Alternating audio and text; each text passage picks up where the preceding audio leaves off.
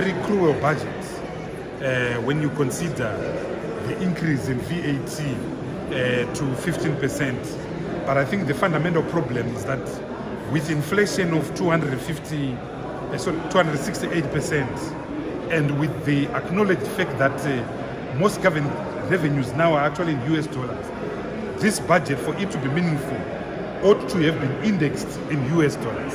And in our view, you ought simply to have announced a $4 billion US dollar budget. If you look at the figures, it's a 4.2 trillion Zim dollar budget, which translates to 4 billion, because he has used an exchange rate of 1:1,000. And if he had expressed the budget in US dollars, it would have allowed him to pay civil servants in US dollars. The failure to pay civil servants in US dollars is a complete disaster.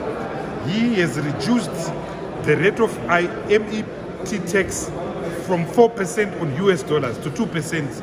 What he really needed to do was to actually scrap the intermediated money transfer tax altogether.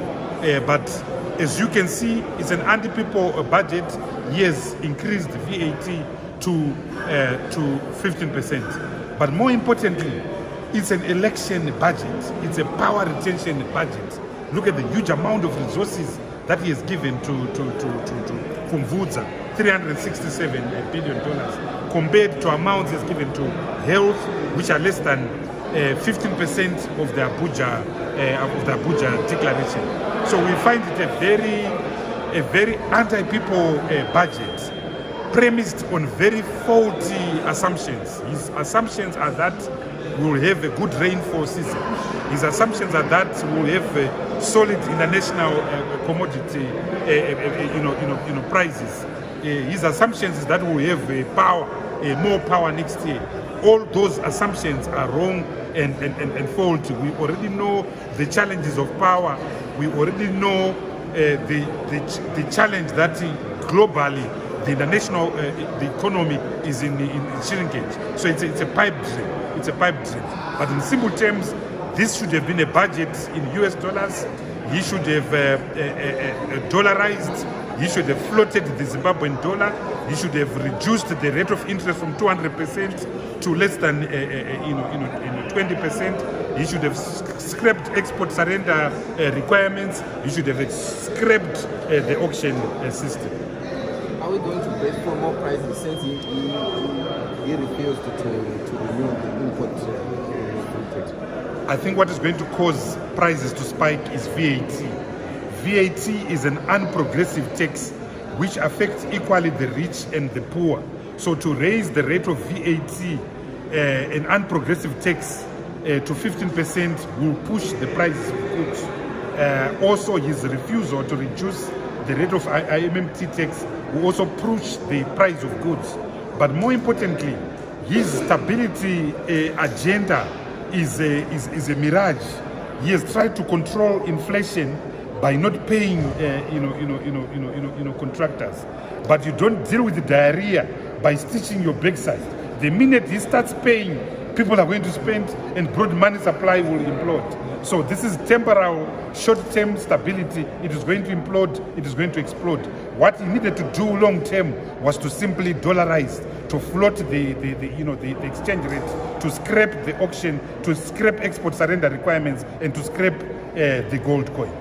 Mari atapuwa hii tichazama kuti tishandise nenzira yakanaka yekuti mumwe nemumwe muZimbabwe akwanise kunge achirapwa, nekuti kana chida kusimudza nyika tinongoisimudza chete kune nevanhu vakasimba, tinoisimudza chete nevanhu vanenge vakagwinya.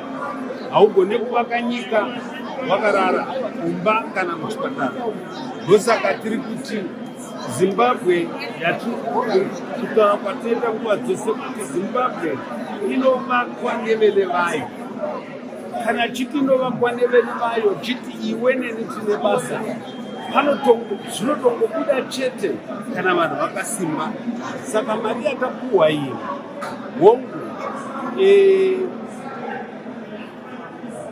munhu wega wega anenge aida kuti dai anga yaenda pamusoro, asi tinoziva kuti tiri kusimudza upfumi hwedu, tiri kuenda tichita pashoma nepashoma. kuvaka nekukwidzira kwatenda upfumi ndokusungwa kunoitawo mari yatoka kutise kuzvipatara. Hatisi kungoita kungorapa chete, asi toda kuti tikwanise kuwana mari yekubatsira avo vana mukoti nana chiremba vedu vanoshanda muzvipatara, kuona kuti zvavanoshandisa zviripo here, ivo pabasa ravo vari kufara here nezvatenge tichivaitira kuenda kwavo kumabasa. Naotherwise tiri kutaura nyaya dzetransport yavo, tiri kutaura nenyaya dzimba dzavo, tiri kutaura nenyaya yekuti pavanenge vari kusenza vanenge vakamira vakaita sei. So there were social nets that were put by the minister that I think will improve people's welfare as we move towards economic development. Of course, we like to mobilize more resources. We run basically a quasi-cash budget system, which is where we use what we've collected for various projects and programs, and with a little bit of borrowing. So really, we are driven by our capacity to raise cash, and so far so good. We have been, financing all government programs that are priority, and I think that we've done very well at that. Of course, ministries get impassioned and so forth. It happens, and they should push, and why not? I would do the same. But we've done our best to make sure that the cash resources that they desire and so wish are given out on time. Honorable, since the budget was done in local currency, what is being viewed by Inflation is part of the fabric of what we do.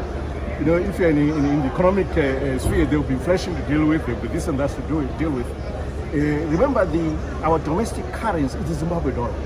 So we're budgeting in Zimbabwe dollars. We allow transactions to take place also in US dollars. We've been doing that. So there's no issue about budgeting in Zimbabwe dollars with the impact of inflation on that. And our job is to deal with that inflation, and we're dealing with it. Okay, then probably on the VAT, there could be an outcry that prices are going to go up. Look, this is 0.5% change. For a start, the average VAT rate in SADC region is 16%. So even where we were in 2019 at 15%, we're 1% below the average for the region. And we took it down to 14.5% from 15% to support the citizens and the economy due to COVID. Now we've opened up the economy. I think we've tried hard to deal with COVID, and in fact successfully, in fact. And we feel now it is time to take it back where it was at 15%. And this is only a 0.5% increase. It will go a long way in raising adequate resources for government to finance vital programs to support our citizens. So really, we're taking from citizens to give back to citizens. And lastly, since you spoke on COVID, the budget declaration last year, the allocation was around 30%. Now we're looking at 10%.